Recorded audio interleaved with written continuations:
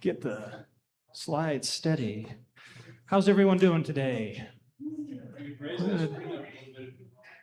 All right. There we go. Yeah, if we do have the ability to raise the screen somewhat more, that would be helpful. I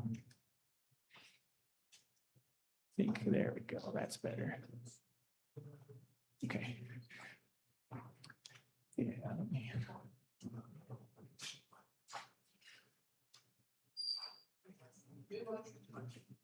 There? Perfect. All right. Okay, everybody, thanks for attending. This is going to be a longer session. Just a forewarning here. If any of you need to get up and use the facilities at any time, I do encourage you to do so. Runtime here is probably going to be about 70 minutes or so. So today we're going to be focusing on a little bit of a new era. We've really kind of covered the first 1,000 years of church history together, and now we're going to be really entering into this new millennium that we're entering in. But for those that weren't able to really catch the last few sessions, our last few sessions ended on an item of importance. So I'd kind of like to review this real quick. Who remembers what the Byzantine Empire is? Anybody here? So the Byzantine Empire is the Roman Empire that's the real Roman Empire, but isn't the other Roman Empire. Hope that makes sense. All right, so to recap, what happens is one of the Roman emperors, Constantine, moves the capital from Rome to a place called Byzantium, and as one does, he names it after himself, Constantinople. As the centuries go by, the Roman Empire splits into two Roman empires. There's the Western and the Eastern. And of course, we know that the Western Roman Empire falls to the Vandals, the Goths, and the Ostrogoths. So by this point in time, we still have the Byzantine Empire, but it's really just the Eastern Romans. We call them the Byzantines to help make more sense of who they are, rather than getting into arguments about who's really Roman enough, which you will see is going to be a very big reoccurring theme. But we're going to start with this fellow here, one of the emperors, one of the Byzantine emperors named Heraclius, who was alive in 610. Heraclius is somebody that actual Crusades historians of the era, meaning not people in our age, but people chronicling the Crusades as they happened, they kind of point back to this guy. They say this is where it all started. So Heraclius is reigning over this empire here that I just described, the Byzantine Empire. So all of that area there that you're seeing in indigo are the Byzantines. And you'll notice that the Western Empire, like I mentioned, it's gone. So it's now all these little tribal kingdoms. Vikings with attitude is what I like to call them. And they're living up here in all of Western and Northern Europe. You have these Visigoths in Southern Europe, and you have all these nomadic and Bedouin trade tribes all along the Saharan North Africa area. You'll notice, though, that there's this big area in yellow right over here. This is the Persian Sassanid Empire, and keep big attention on them. They're going to become a really important group because the Byzantine Empire and the Sassanid Empire, they're really duking it out with each other. And that will eventually lead to this rivalry that's going to be just fraught between both of these organizations, both of these nations. And so it's going to, I'm sorry here, I'm not happy with how this projector is coming out. I need to adjust a little more. Anybody with more technical skill than myself, do you know if there's a way to bring back in the zoom? It's expanded out just a little too much. It's actually too big.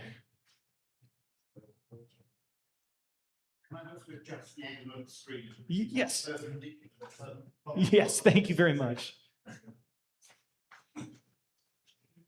Perfect, thank you. All right, that's much better, thank you. All right, so this Byzantine Sassanid War begins to break. It's actually the Sassanid Empire that starts this. The Persians, as they develop a massive army, and in 602, they create a massive invasion into Byzantine territory. And they're so successful that they manage to capture three especially important cities, one of which is Jerusalem. And I hopefully don't have to explain why that one is important. It is sort of the site of all religious holy sites, both for Christians and Jews in this period. That is a massive loss. Antioch, which is also a very important trade city, is lost. And Alexandria, that's the city that Alexander the Great built himself in Egypt. That's one of the major trade hubs. So this is a significant catastrophe for the Byzantines. And so Heraclius here decides that this is unacceptable. We need to get these cities back. And to kind of understand what's happening here and what's going to set the tone for future events, we kind of have to understand militaries of the time. They're not like today where we have national standing armies and we have a national budget that is portioned out for military spending. You could not afford standing military 24/7, 365 with reserve and active duty components. No, in these days, you had a series of nobles that might raise their own private armies, but most of it came from what was called the war chest. This was in case of emergency, break glass and use these funds to build an army quickly.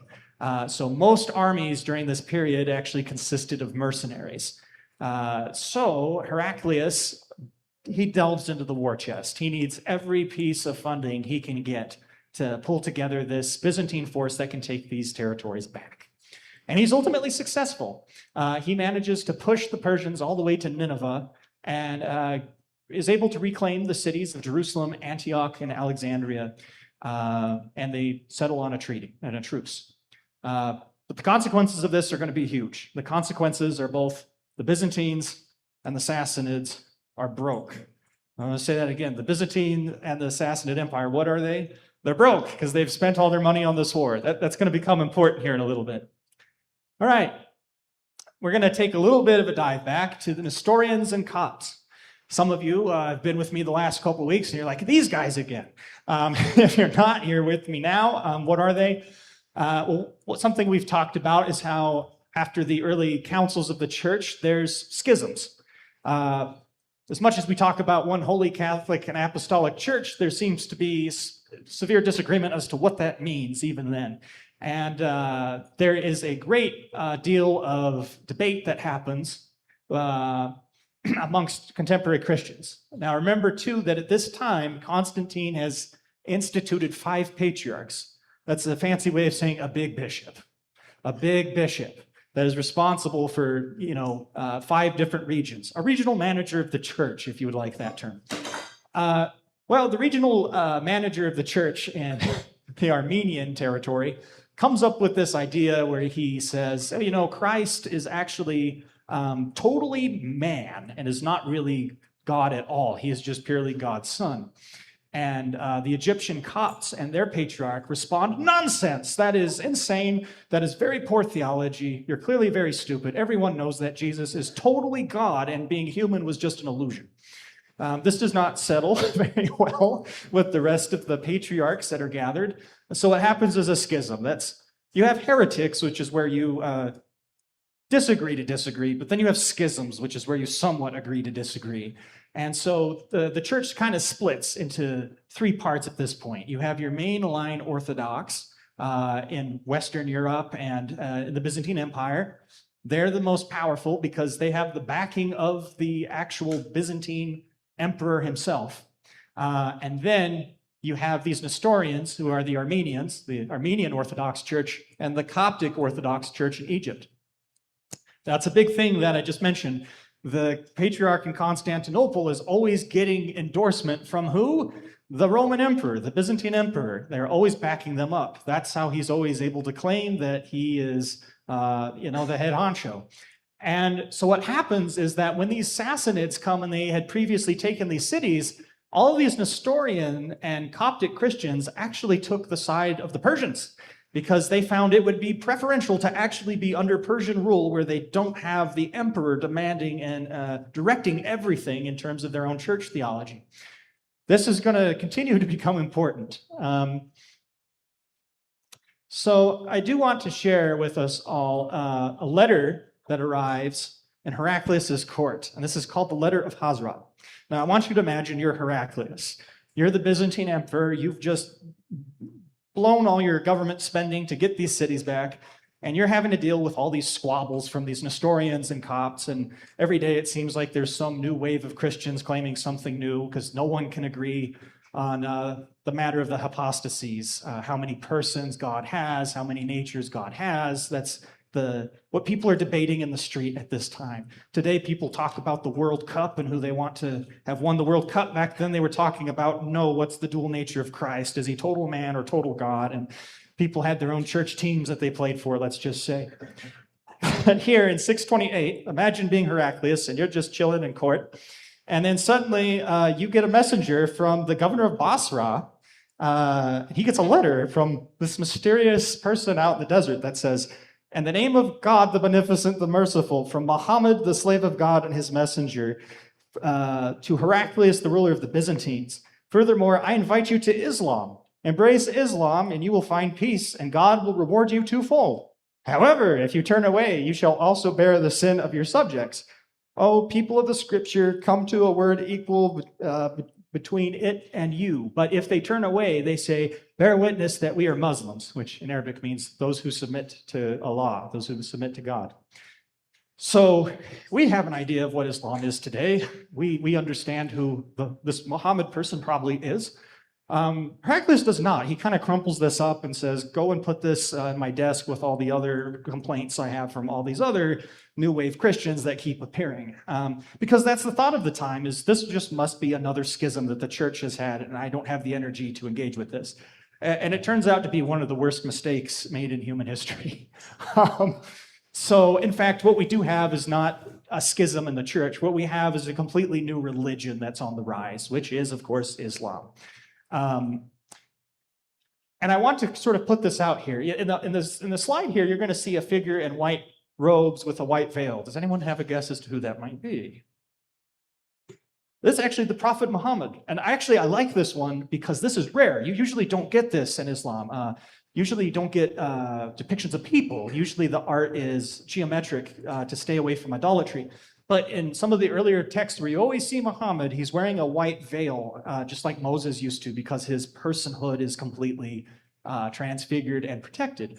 But this new rise of Islam, what we know of Muhammad as a person is that he was a merchant, and he was in these Bedouin areas where there was a lot of confluence of trade.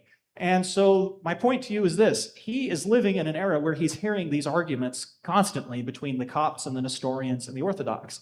That's run-of-the-mill situation that you would hear in these trade towns.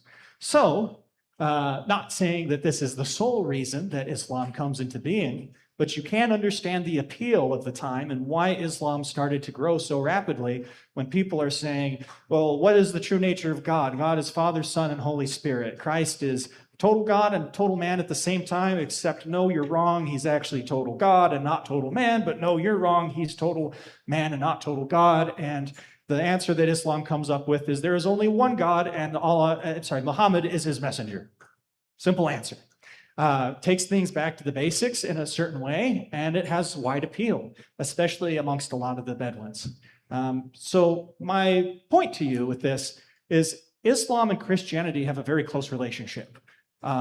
We probably would not have seen Islam emerge in the way that it did had we not seen those earlier Christian dialects. And in fact, you might even find yourself saying, well, how could they be that closely related? I would point out that one of the earlier heretics in the church, the Arians, they maintained a belief in that the nature of the God of the Old Testament was separate from the nature of Christ. If you can have a belief system where you believe Christ isn't divine, but is just a human agent, Islam does that as well. Islam also recognizes Christ as being a prophet. They just don't ascribe to him the status of being the Son of God or God incarnate.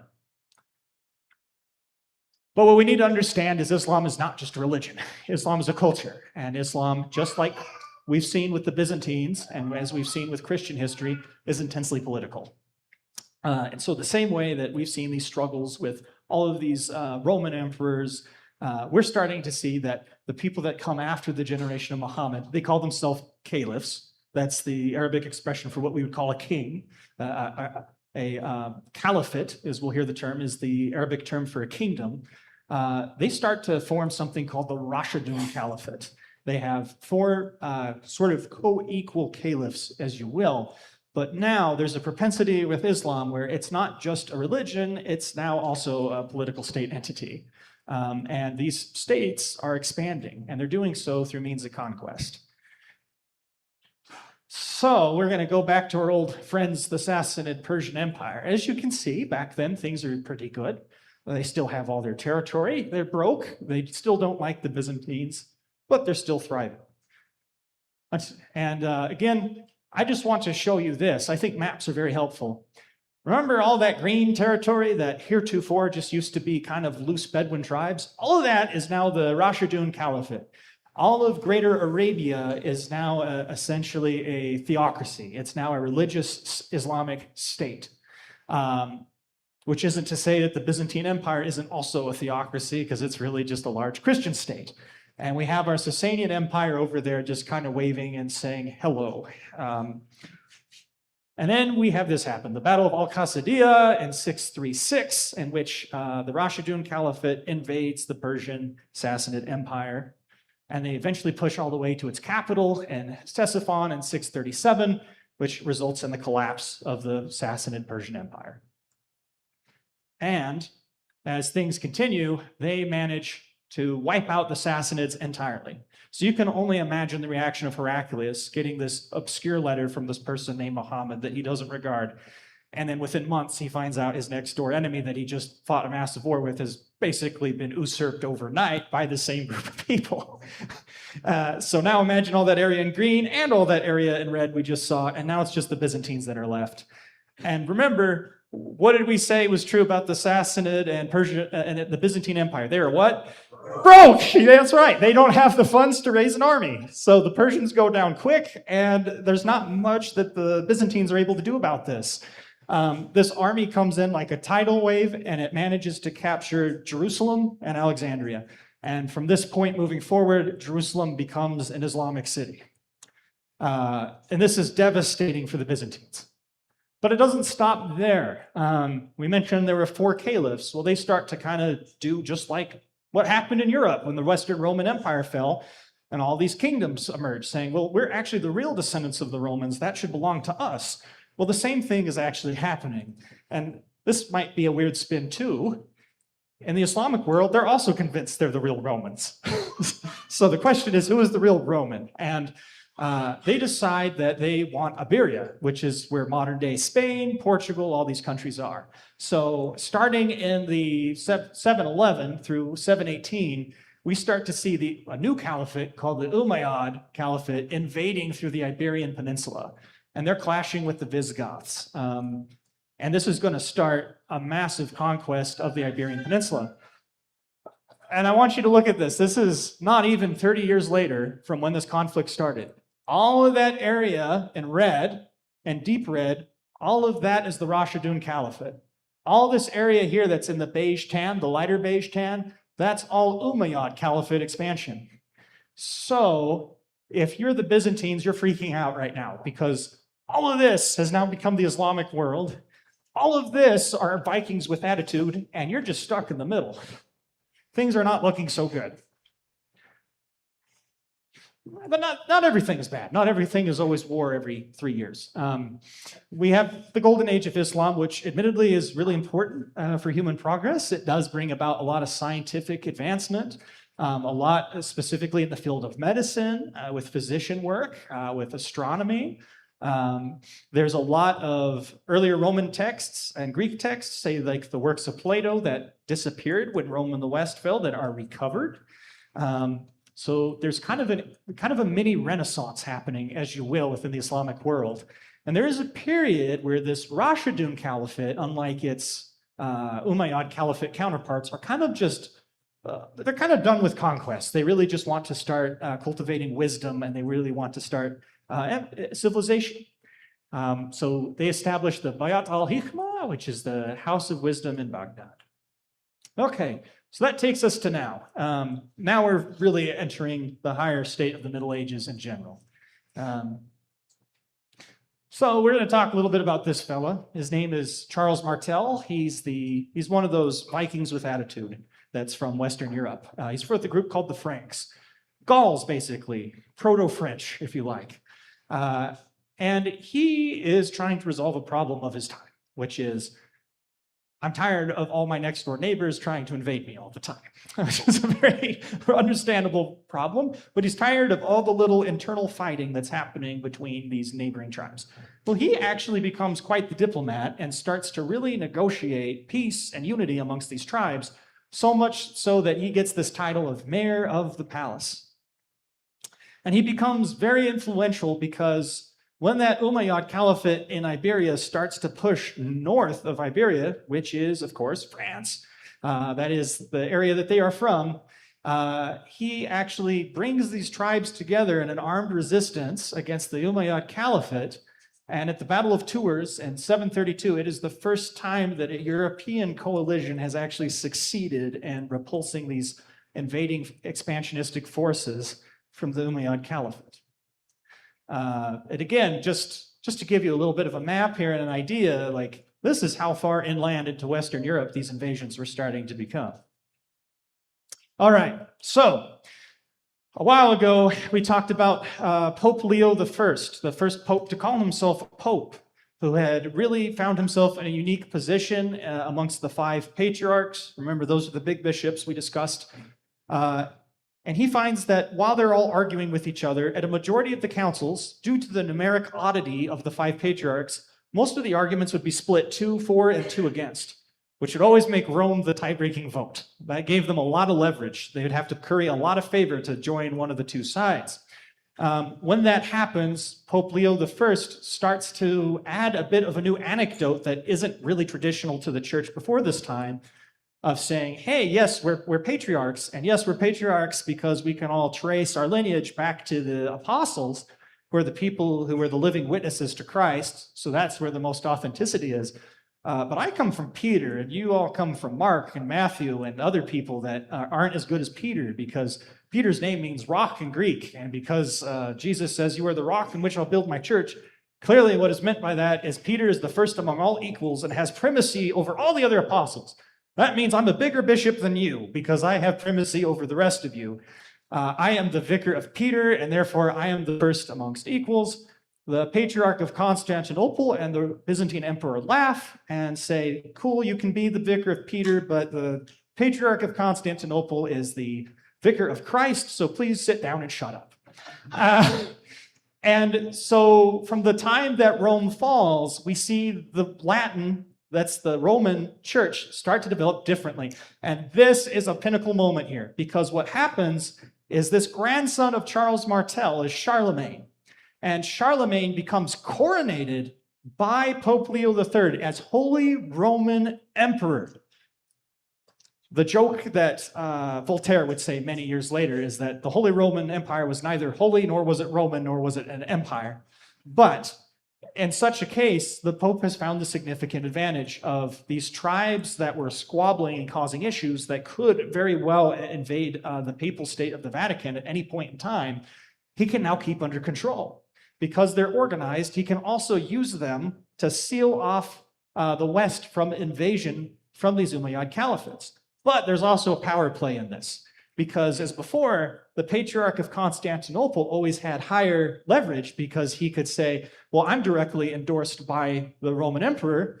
The Pope can say, that's cute. I actually make the Roman emperors now. So you can see how this is going to start a big divide. It actually behooves the papacy quite well to have this arrangement. Charlemagne is a person that we cannot just get past in discussing Christian history and the development of the church. He does succeed in a lot of what he's meant to do. He does bring a lot of these other tribes together well beyond his grandfather. He really does establish that Holy Roman Empire. He really does bring in a lot of infrastructure that's been missing since the time of the older Romans. And he is successful in, basically protecting Europe from everybody, whether it's Turkish invaders from the east, whether it's Huns, whether it's the Umayyads and Moors coming in from Iberia.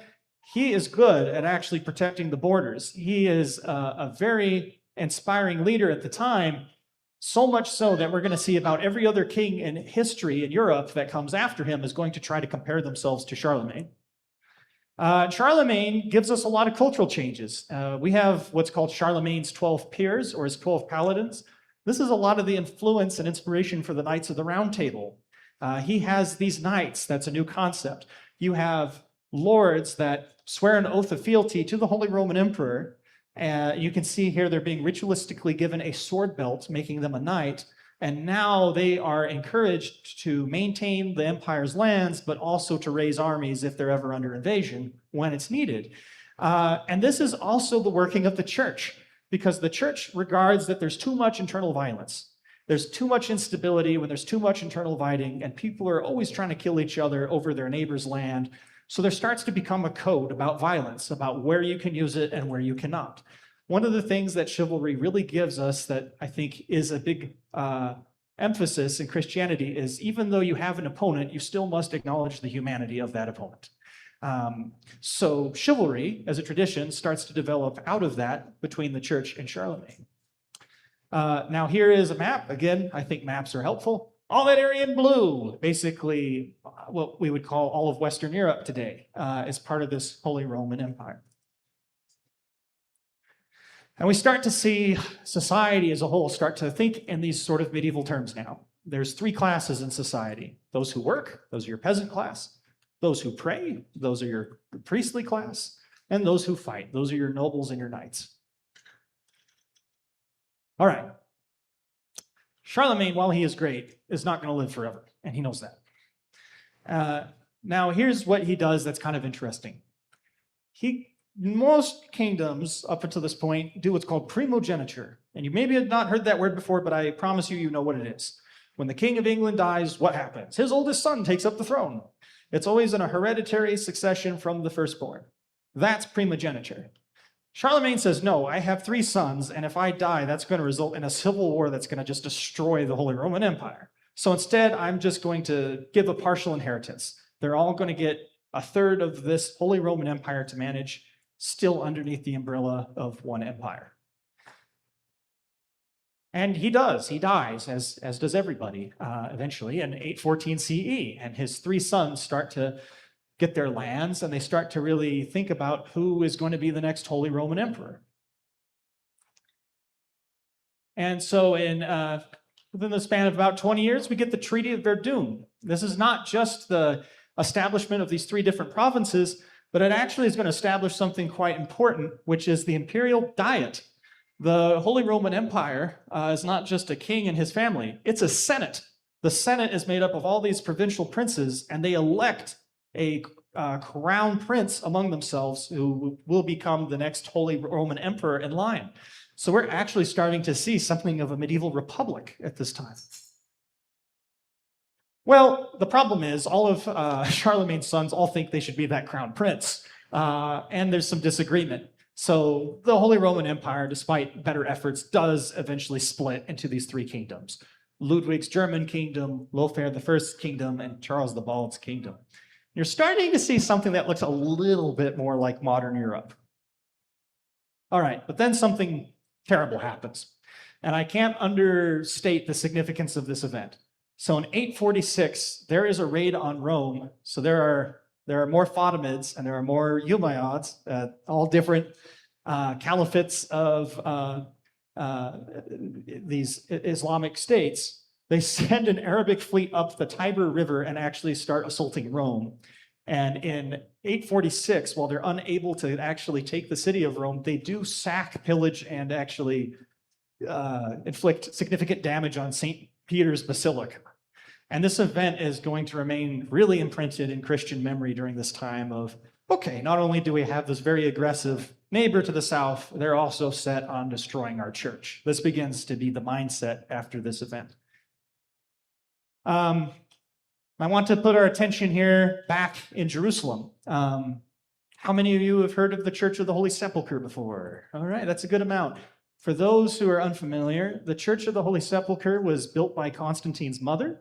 It's a cathedral that's built over 2 holy sites.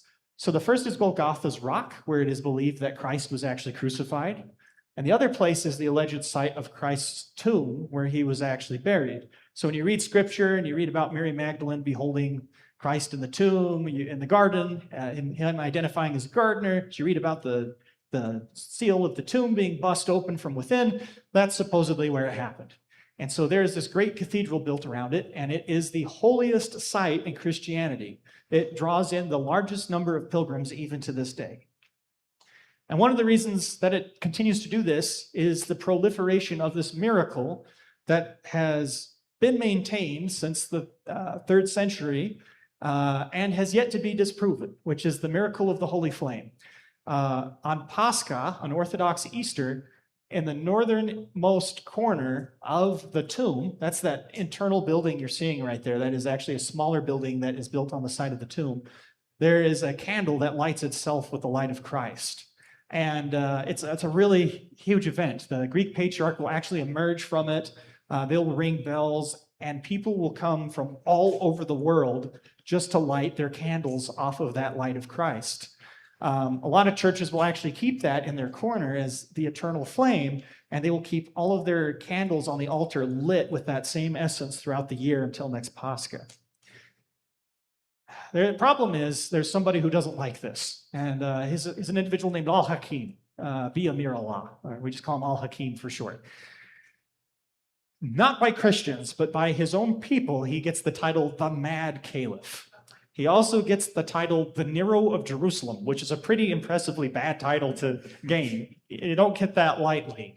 And what we think happened now, historians looking back have realized he was drinking from lead vessels, lead goblets, and was probably getting lead poisoning, which we know actually happened to Caligula and Nero. So the title of the Nero of Jerusalem is not that far off of an accusation. This man becomes so insane with his policies at some point to declare himself a god that his own bodyguards are like, this is too much. They kill him. He gets assassinated by his own bodyguards. That's how mad this man was. Well, in his height of power and madness, he is really taken back by this miracle of the Holy Flame in Jerusalem. And this is happening in the year 1009. And he sends some of his people to observe this miracle happening and to attempt to disprove it, and they can't. So he orders the Church of the Holy Sepulchre to be destroyed. So in the year 1009, he sends his forces. There is a massacre of a lot of the Christians operating in the Church of the Holy Sepulchre. And from one of his own people, Yahya ibn Sa'id of Antioch, he notes that it was cast down as far as the foundations, and the rock-cut tomb was demolished in the attempt to cause all traces of it to disappear. All sacred remains and holy relics were completely annihilated. Iron hammers were ineffectual against the bedrock foundations of the tomb, so they resorted to burning it with fire. I want you to keep this event in mind. This is forever going to change things in the relationship between Christians and Muslims. Because before, there was this mindset of, even if it's outside of Christian control, at least pilgrims can still go there, at least we could still worship in our holy places. That's not happening if there's an actual massacre of clergy and our holy site is utterly destroyed. This is an event that's going to live in the mind of who we're going to see as being the first Crusaders, almost to the degree that 9/11 might resonate with us today. It's something woven in collective trauma and identity. And then, of course, just a light mention, I'm not going to go into detail. During all these centuries that we've just mentioned, there is also what's called the Reconquista. So all of these nations, all these little tiny tribes that came from the Visigoths, they're fighting back against the Moors to try to gain control of the Iberian Peninsula again. This will go all the way until 1492, just to give you an idea of how long of a conflict this is. 1492 results in the founding of Spain. There are tinier Christian kingdoms that start to emerge, but not to control all of Iberia. But we do get this individual who kind of becomes a proto-crusader. He becomes an inspiration for some of the early crusaders. Diego de Rivera, also known as El Cid. He is this knight who is fighting back against the Moors, and at the siege of Valencia in 1092, he dies. But he has developed this status of fighting so well against the Almoravids and the Moors that his own generals very wisely seize his body. They put a steel harness on him. They mount him up on a horse and couch him with a lance so he looks like he's alive on his horse. They send him outside the gates where the city is being invaded on horseback. And of course, all these Almoravids that just watched him die in the previous battle are now terrified because they think he's come back from the dead to wreak vengeance. And the horse just charges into the front line, and the front ranks they get terrified and they start falling back upon each other. And the initial cavalry charge follows. They're able to actually drive the Almoravids out of this part of Spain. There's a great movie with Charlton Heston called El Cid, if you want to see this for yourself. All right, maps are helpful. What are we starting to notice with this map? Europe's starting to look a little more like Europe, right? It's starting to look a lot less like tribes. It's starting to look a little bit more like the nations we kind of understand today. But 1054 rolls around, and now the Pope's plan has worked. He has such control over Western Europe that it results in irreconcilable differences with the Byzantines. And so there is finally the Great Schism of 1054. The Orthodox Church officially breaks into two. We have the Church of Rome and the Apostolic See in the west, which will become what we call today the Roman Catholic Church. The area in yellow is what we would call the Greek Orthodox. The area that is in purple down below, the area that's in brown right there, that's going to be your Armenian Christians, and then your area in purple are going to be your Copts. So the church is splitting, and then Jerusalem is kind of shared.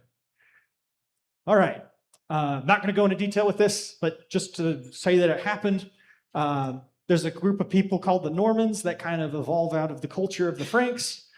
They succeed in actually conquering England. So now we have a map that looks like this. Hooray! Russians are where we would expect to see Russians. Frenchmen are where we'd expect to see the French. The Holy Roman Empire is where Germany will eventually be. It looks recognizable. And the Norman culture sort of becomes the scene of the day. And what I want you to take away from this is these are no longer Vikings with attitude. They're starting to really emerge into what we think of when we think of knights in the Middle Ages. Lords and ladies and everything in between. All right, that's great for Western Europe. For the Byzantine Empire, they still have more problems. Because there's never just one problem in the Byzantine Empire. There are problems, plural, and they're happening all the time. In the middle of all that we've mentioned, we have a new force that is going to be very central to the rest of what we're discussing. They're called the Seljuk Turks. They're people that are getting pushed out of the steppes, the nomadic steppes, into Europe, probably because of the predecessors to the Mongols. They get conquered in turn by one of the caliphates. They become radically Islamic, and then they actually start to invade other Muslim groups. They move their way into Anatolia, and at the Battle of Manzikert in 1071, the Byzantine Empire is overwhelmed, and it loses one of its last major cities. And so this is the state of things. Again, if you're the Byzantine Emperor, you remember how when I first showed you this at the start of the course, the Byzantine Empire was looking okay. That's it now. It's the part in dark brown. And see that little black square right there that's in between there in the Bosphorus Strait connecting the Black Sea and the Mediterranean? That's Constantinople. So if you're the Byzantine Emperor, you're freaking out right now because now there's nothing standing between the Turks and Constantinople. And so now there is this radical fear that within the next year, Constantinople might actually be lost. All right. So the Byzantine Emperor, his name's Alexios Komnenos. This is going to be the first character of this series. We're going to talk about some characters because now we're going to talk about this like a narrative. So here's our first character. Our first character is Alexios Komnenos, and the very first word he says on the script is help. He sends this message out to the west, to the Pope of Rome, and says, help, the Turks have overtaken all this other territory, and they're about to come for Constantinople. Can you please send, do your thing, do your preaching, wave your hands. I don't care what you do. Just if you could get maybe 10,000 soldiers from Europe over here, we might be able to just get some of our cities back and keep the Byzantine Empire still as the Byzantine Empire. And the Pope says, okay, and the Crusades happens. So second character, Pope Urban II. Pope Urban II realizes the significance of this event. Remember that in this mind, there is still this fresh memory of the destruction of the sepulchre. So he sees this as a means of, wait a minute, not only can we save the Byzantine Empire, not only can we shut off further invasion to Europe, we can actually get the Holy Land back. And then we don't have to worry about that happening anymore. And that's his big plan. And he pitches it together in a very significant way. However, there's a little bit of a political edge here that can't be ignored. This also does quite honestly strengthen the Pope's power. Not only does he have all these kings who are beholden to him because of divine right, he can now leverage a holy war whenever he wants. That's a consequence we will talk about in future sessions. But he does hold this massive sermon at the Council of Clermont. He calls all these nobles together from France, from nations that are in Iberia, from members of the Holy Roman Empire, and he gives this massive sermon about how it has come to the West to do this armed pilgrimage to save the Byzantine Empire and to capture Jerusalem.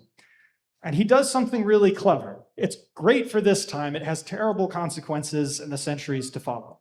He knows his audience, and he knows most of these people are warlords or knights or men at arms or people who have been involved in a lot of these wars in the last centuries to come. A lot of these people have very guilty consciences. They have a fear of eternal damnation because of the lives of violence that they've lived.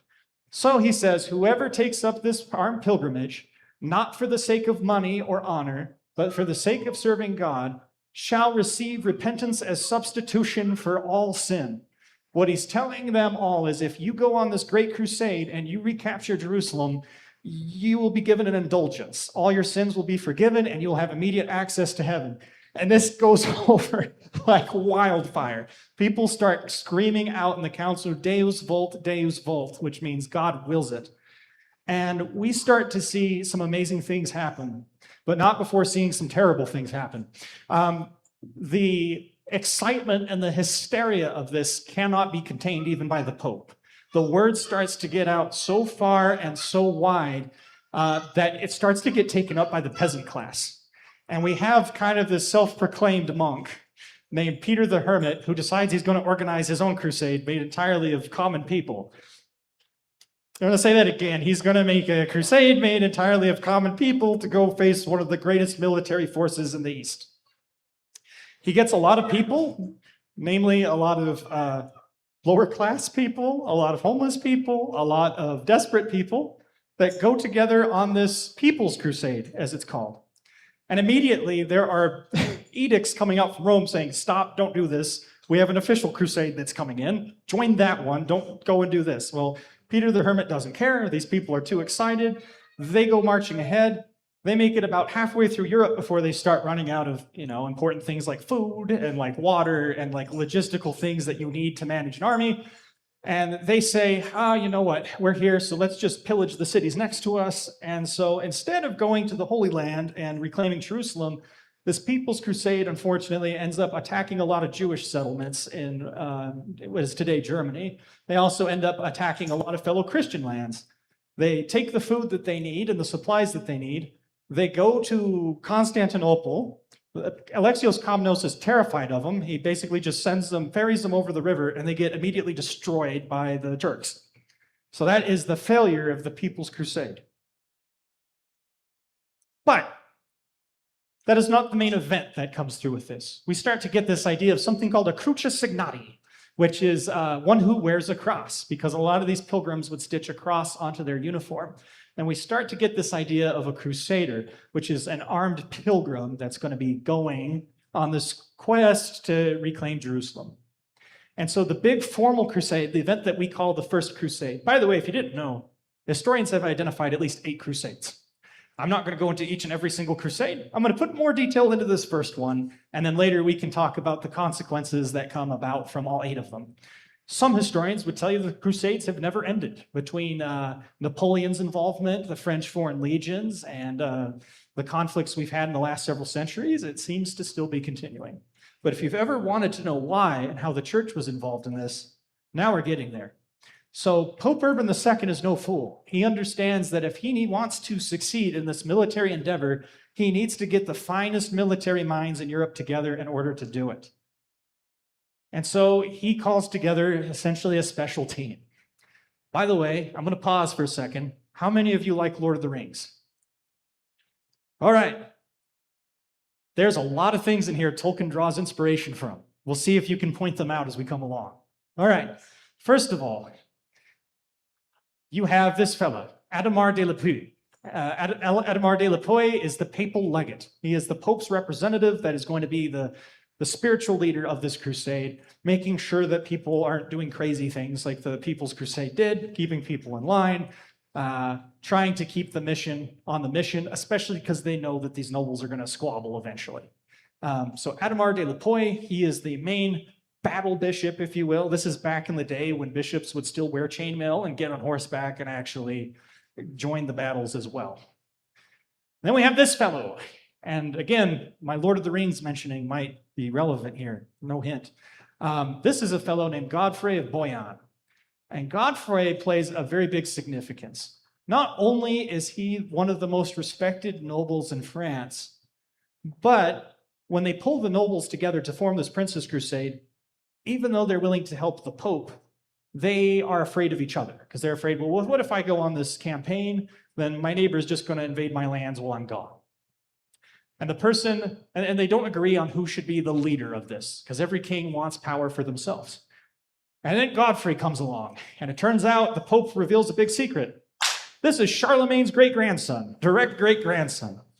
Now, if you're familiar with Lord of the Rings and Aragorn being the descendant of Elendil, there it is, right? So we have Godfrey, or if it's easier, we'll just call him real-life Aragorn, gets involved here, and then he has a younger brother who was like real-life Boromir. His name is Baldwin.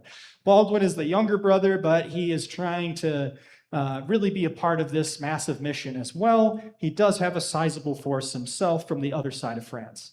But keep in mind, he's going to have more incentive than his older brother. He's the younger son. He's going to be kind of thinking about, what can I do to make sure I become a king someday?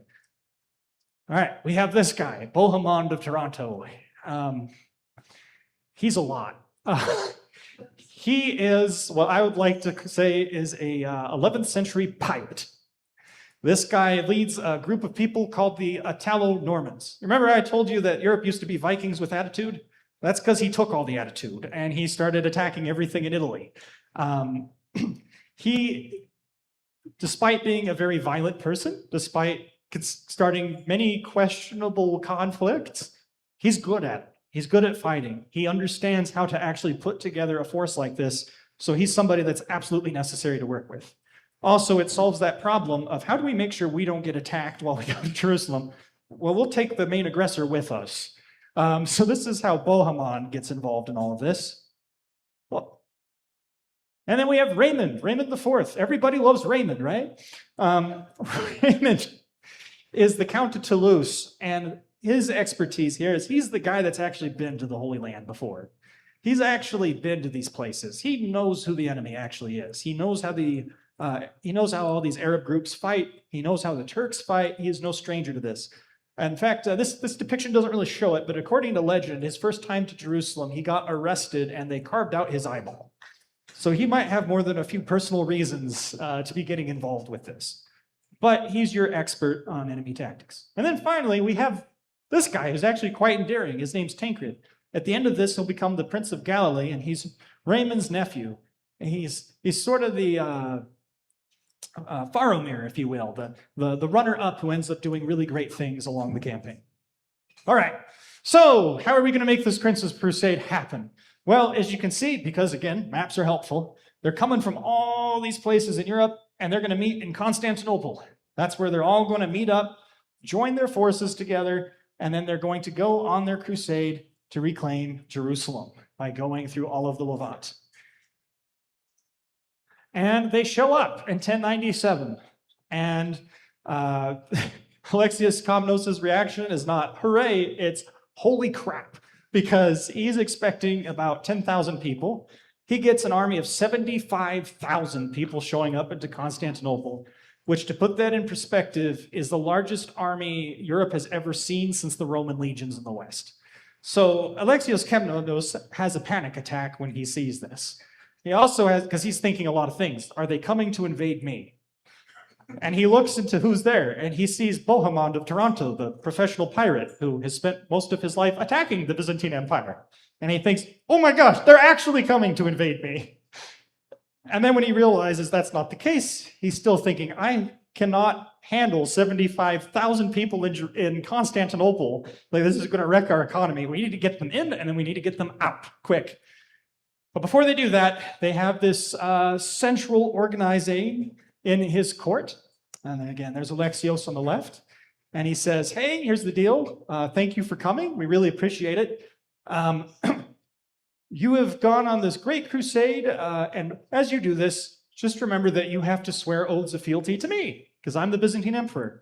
And I'll give you the resources that you need, and we'll send accompanying Byzantine forces to assist you. But any cities you reclaim need to come back to me, because it was Byzantine territory originally. Any Byzantine territory that you recover needs to go back to me because it belonged to the Byzantine Empire originally. That's a foot stomp moment. And to personally ensure this, again, the Crusades goes into this place that almost feels more like fantasy than reality. This guy here that has a golden nose because his was chopped off and he replaced it with a prosthetic golden nose is his top general, Tatikios. And he sends Tatikios with his Byzantine forces to accompany this crusade, just to make sure that they're still playing ball. And they say, okay. And they get ferried across the Bosphorus Strait and immediately get attacked by the Turks at a place called the Battle of Deralium. The battle is pretty impressive. The Turks are quite a formidable enemy because they have stirrups in their saddles. They are able to shoot bows and arrows on horseback, which is something most Western Europeans aren't accustomed to. However, the Seljuk Turks in kind aren't used to Norman cavalry, which proves to be a very devastating force. They're massively outnumbered initially because their ranks are staggered. Bohemond of Taranto and Godfrey establish a base camp where they manage to take most of the ambush. And as the Seljuk Turks come charging up this hill, Tancred's forces and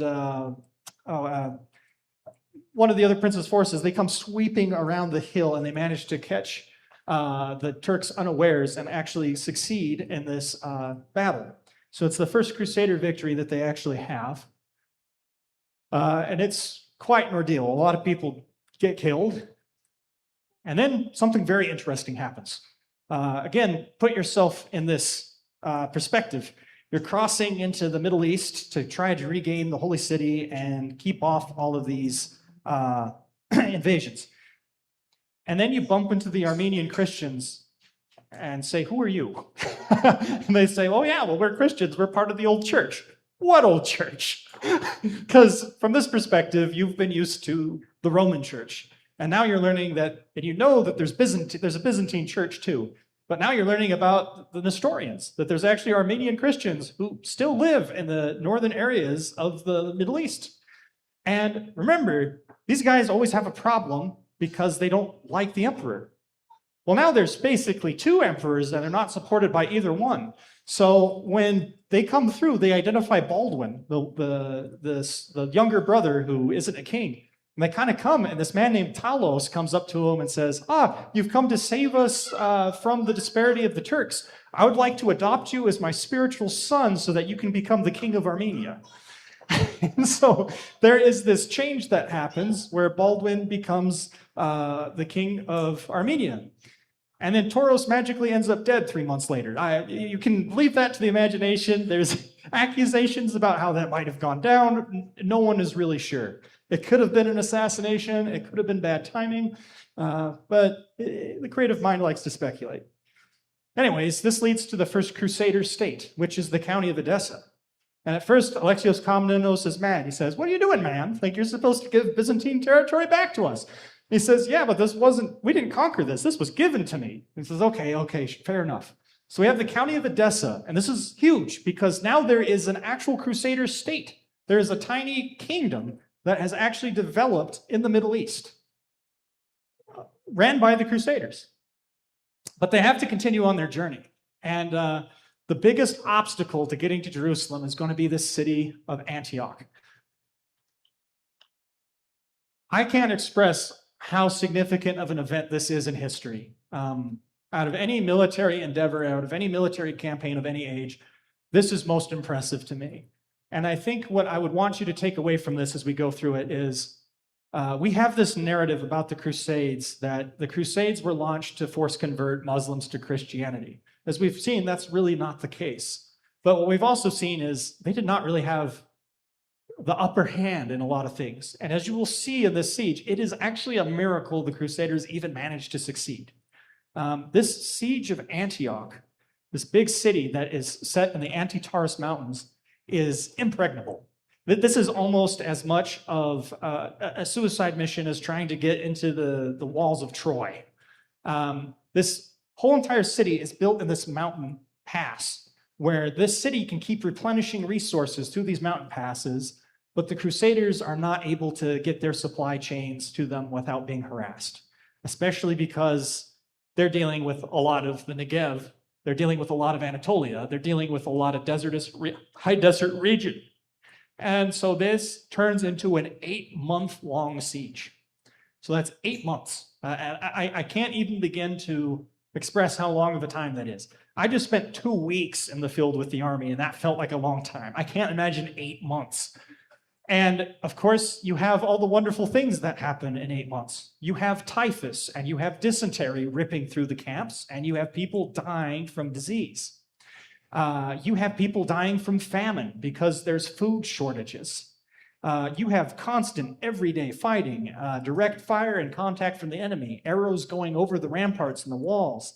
At one point, the governor of the city, Yagishiyan, to try to win a psychological victory over this crusade, he orders the soldiers to bring every Christian citizen onto the walls and start beheading them, which leads the Crusaders to start to respond in kind anytime that they've captured an enemy. It starts to become a very aggressive campaign, but it's also a very long campaign of attrition. And desertions happen during this. So some of the lesser princes that I did not bother to mention before, like Stephen of Blois and Duke Robert of Normandy, they take their men and they leave.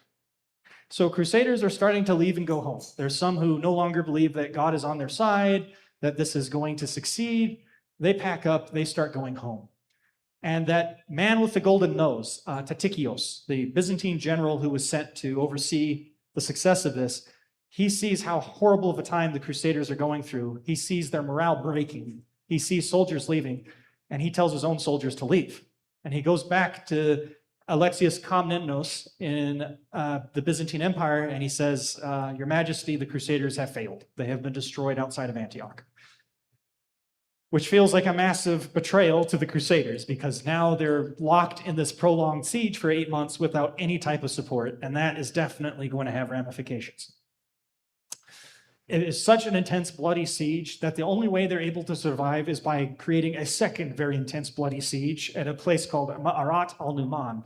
They get so desperate that they invade this other city just so they can have access to food supplies and logistical resources. From both Arabic and Christian sources, there is so much dearth happening, there's so much starvation and famine happening, that at Marat al-Numan, there are actually accounts of cannibalism. Some of the Crusaders actually roasted dead Turks and turned them into jerky. I'm going to move forward. All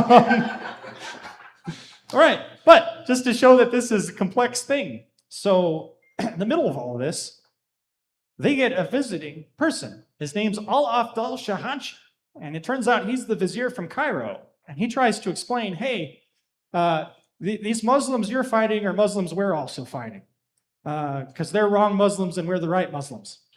And so something that I want to point out with this is just in the way that Europe is not an organized conglomerate, neither is the Arabic world.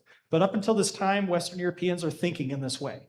They come to start to realize that there are interterritorial disputes happening. And this fella, Al-Afdal, he's, again, from Cairo. He's with the Fatimid Caliphate in Egypt. They are also trying to fight the Turks, and they offer to start an alliance, and they also offer to bring food to the Crusaders. And one of the most amazing things, I think, that is incredible about this, especially after people were starving so much that they resorted to cannibalism, is the Crusaders actually refuse the hospitality because they feel that the alliance might end up betraying them. So finally, in June of 1098, the person that ends up saving the day is our favorite pirate, Bohemond. Bohemond, in true pirate fashion, says, you know what? If I can't take the city, I'm going to bribe my way in. And he ends up getting a contact scout that identifies one of the guard leaders that's guarding one of the main important towers who was willing for a certain amount of dinars and gold to maybe ensure that on one of the nights there's not as many guards as there should be on that section of the wall. So Bohemond brings his siege towers, they breach the wall, the Crusaders start flooding the city. It's this hysteric moment of, we're about to win this thing that we've been in for 8 months. They start flooding the city, and they start getting to the center of the city where there is a citadel within the city. That's where the governor, Yagishian, is held up, and his forces are. So there's a fortress inside the city, and they're getting there to get it. And they find out that there is actually another caliph in the area named Kerboga. Kerboga doesn't like Yagishian. He's wanted control of Antioch for himself. The Crusaders at this point, I told you there were 75,000 initially, right? There's 20,000 of them now. That's how many people deserted or died from famine or died from starvation or were just killed in action. Kerboga has a new, fresh army of about 40,000 Turks that he is bringing to Antioch. So now you have a big problem. You have all these beleaguered forces that have been fatigued, who have been famine, who have been fighting for 8 months. They're still trying to get to this citadel in the middle of the city. And now they're going to have to defend the walls because now there's another opposing force of 40,000 coming. And morale starts to just dip amongst the Crusaders. They're thinking like, this is it, we're cooked. We're going to die. We're not going to have succeeded in claiming Jerusalem. And the morale is just totally weak. And then there comes this real interesting figure. His name's Peter Bartholomew. And he says, wait a minute, I've had a vision from God. The cathedral in Antioch that was built after St. Peter, it's right here. And if we dig in a certain place, we'll find the Spear of Destiny. And the Spear of Destiny is this spear, the Spear of Longinus that was thrust into Christ's side by the Roman soldier Longinus during the crucifixion. And it was purported to have this ability to bring a victory if the Crusaders could get it. This is kind of huge because it's going to start what we see as the beginning of the relic industry within the Crusades, this obsession with holy objects and obtaining them. And sure enough, they follow Peter Bartholomew's lead. They dig, and they actually do find the head of the Spear of Destiny, or so they purport. Whether it was actually found or somebody conveniently tossed a spearhead there and called it the Spear of Destiny is open to interpretation. But they managed to get this spear. They rally together, and they decide that if they have the Spear of Destiny, they will be undefeated, and that if they are defeated, they're only going to have one go at this anyways. They're not going to be able to hold the walls. So the Crusaders get together, and they make a giant charging force. They get all their cavalry together.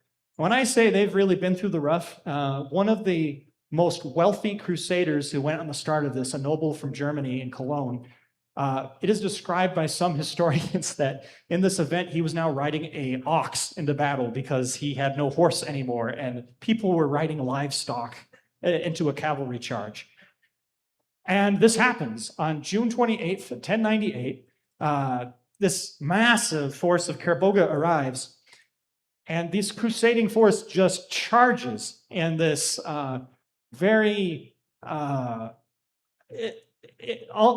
against all odds, cavalry charge gambit right at the center of their ranks. And these men are so overwhelmed with zeal and probably adrenaline and who knows what else that several people of the time go to say that by holding the Spear of Destiny, they witnessed an army of angels and saints joining them in the field. That could be just extological writing to make it sound more dressed up. I can't say whether or not that actually happened. All I can say is that despite severely outnumbering the Crusaders, the Kerboga's ranks start to turn in on itself. They start to flee. The ranks buckle in and panic. They start to leave in this retreat, and they suffer great casualties, and they end up leaving. Yagishian sees this happening from a citadel, and they surrender. And despite impossible odds, the Crusaders actually manage to capture the city of Antioch. And Bohemond makes himself the Prince of Antioch. And when the Byzantine Emperor, Alexius Komnenos, finds this out, he's furious. He says, wait a minute, you swore an oath of loyalty that you'd give back Byzantine lands if you captured it. And he responds, well, yes, well, you abandoned us and left us all to die, so you forsook your own oath first. We're keeping this now. And the we're keeping this down part, the details between the we are keeping it and Bohemond is keeping it. That part leads into some more argument with the Crusader princes.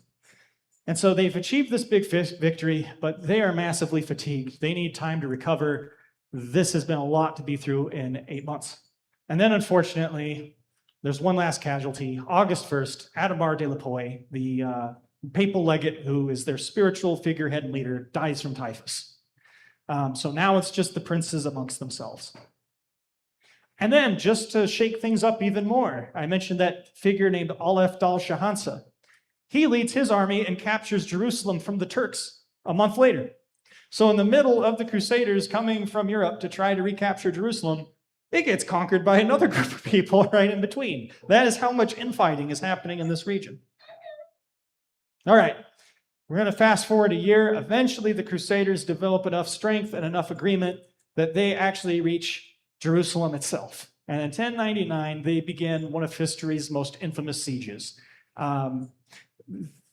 I can't begin to tell you how much of an objective this must have been, because Aleph Dal Shahansa was not a fool. He had wells poisoned along the way. He purposely had all the timber along the way destroyed.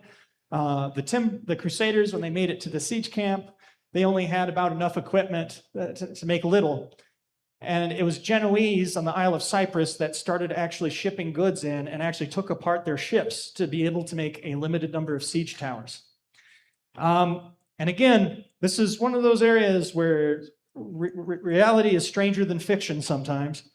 In the middle of all of this, the same guy that had procured the Holy Lance, he tells all the Crusader princes, hey, God has given me another vision. If we all strip our footwear and we process 3 times around the city of Jerusalem, that's a couple miles, more than a few miles. I can say that having been there myself. They're going to go in a barefoot procession 3 times around the city. Does anybody here recall another time in the Bible where people take something 3 times around a city before it falls? Jericho, right? They take the ark 3 times around. Well, this time they take the Spear of Destiny 3 times around the city, and then they begin to commence with the final siege. And Godfrey de Bouillon, real-life Aragorn, does something incredibly smart. See, all these princes are in a race to see who can actually get into the city first, because that person would get to claim the city for themselves, essentially. Godfrey establishes this siege engine, this massive siege tower. But what's different about it is it's compartmentalized. It's made in compartments, and he sets it up on the east side of the walls where it's facing David's tower. So all of the Fatimids inside set up defenses on that side of the wall. Overnight, he makes it so that this tower can be taken apart, moved onto the west side and set up, and then in the morning, they're getting attacked from the other side. So again, we almost have some Odysseus level cunning here with like the way that this is being executed. And finally, they managed to breach the wall. We know the name of the first person to breach in. His name is Lethaldus, and that's all I can tell you about him. But they do manage to successfully capture Jerusalem in 1099. They managed to flood into the city. They managed to actually do the impossible. I'd just like to take a moment to pause here to think about all the craziness that they had experienced along the way. This mission on so many accounts should have failed, and yet somehow they managed to succeed in events that now have religiosity strewn about them. And this is going to change the face of religion. Christianity now begins to develop this mindset that this was a God-ordained mission, that this was a God-ordained success. Interestingly, in the Islamic world, they begin to view it as punishment from Allah for all their infighting. And so there's going to be repercussions. And now the two are going to have more animosity than they've ever previously had. One thing we cannot get around is the massacre of Jerusalem. So a chronicler named William of Tyre describes that when the Crusaders came into the city, they butchered every man, woman, and child inside. That his descriptions go so far as to saying that the knights riding through the streets, the horses were up to their knees in blood, which is pretty hard to do when you're in a city that's built on a hill. So here's the question then. And for a long time, this was taken at face value as fact. But I'm going to leave this to you for a little speculation here and make this a little fun. The only real account we get of the First Crusade that's written down is by a guy named William of Tyre, and he's writing in 1170. This is about 80 years after the events. In other words, William wasn't there. And there begin to be some kind of questions about this. If a massacre of this side happened, we would expect to see that in the Arab world as well. We would expect to see Arabs writing about this. And oddly, they don't, which is strange because they definitely wrote about the cannibalism thing when that happened. But they don't describe a massacre happening here. And so what some historians are starting to think is, could it have been that William of Tyre is trying to create an invented narrative for the new Crusader states? He is, in fact, actually the chancellor of this new kingdom. And it could be that he's trying to give it an extological narrative. Did the Crusaders really see angels outside of Antioch? Did they really march 3 times around the wall? It doesn't seem like that's logistically very possible, even just with the mileage included. And was there really a biblical proportion mass execution of everybody inside the city? So right now, there's a debate amongst the historical community that a lot of that might have been dressed up. So there is some obscurity as to what actually was true and what actually is created myth.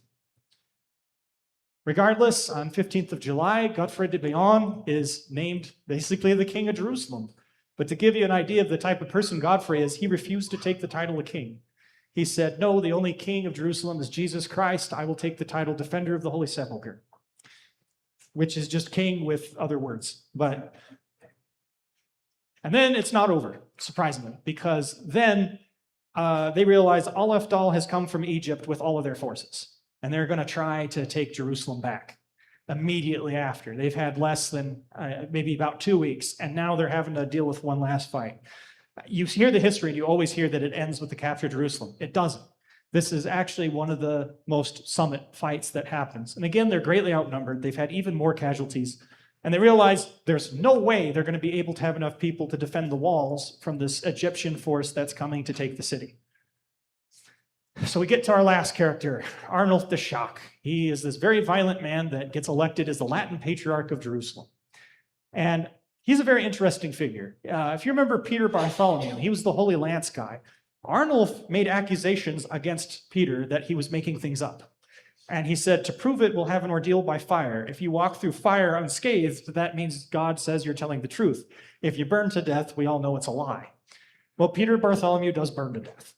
And he uses that as the proof of, see, I told you, and denounces the whole Holy Lance thing.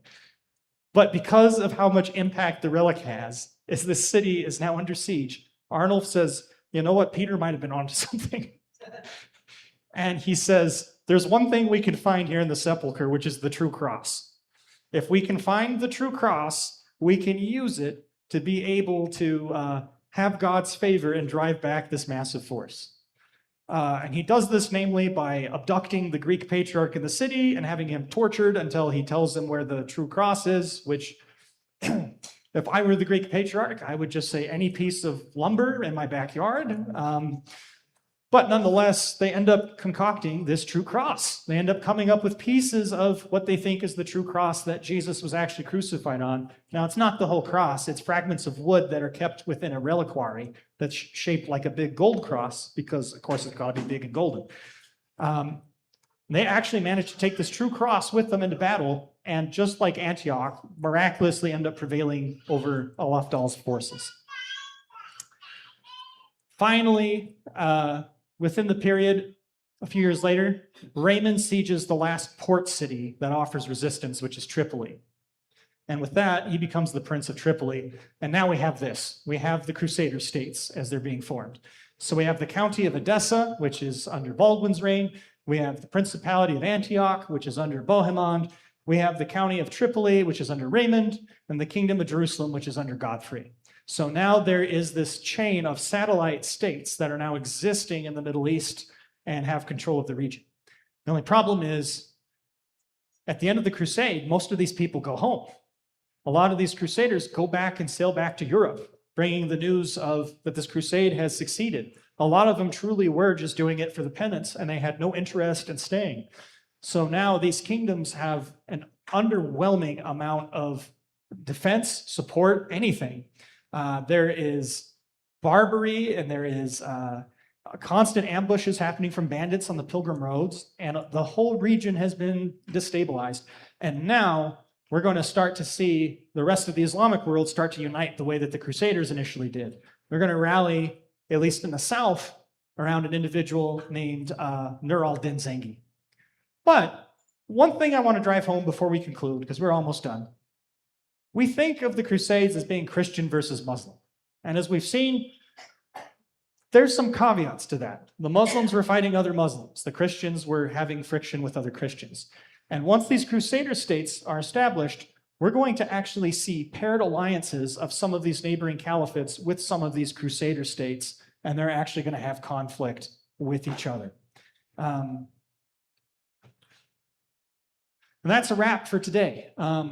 This is just too big of an event in history to ignore. And because I'm limited on time, next session we'll talk more about what the repercussion is, how this actually changes the church.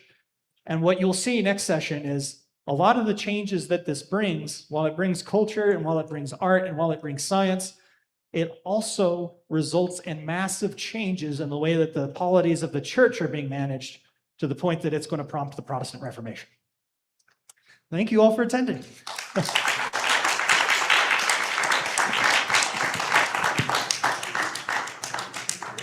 Thank you. Thank you. Dane, thank you so much for your presentation. Absolutely. Thank you all for joining. And so we have the next installment is next week. Is that right? Not next week, but the week after, I believe. Yeah. Yes. All Thank right, you. everybody. Have a wonderful rest of the day. Thank you.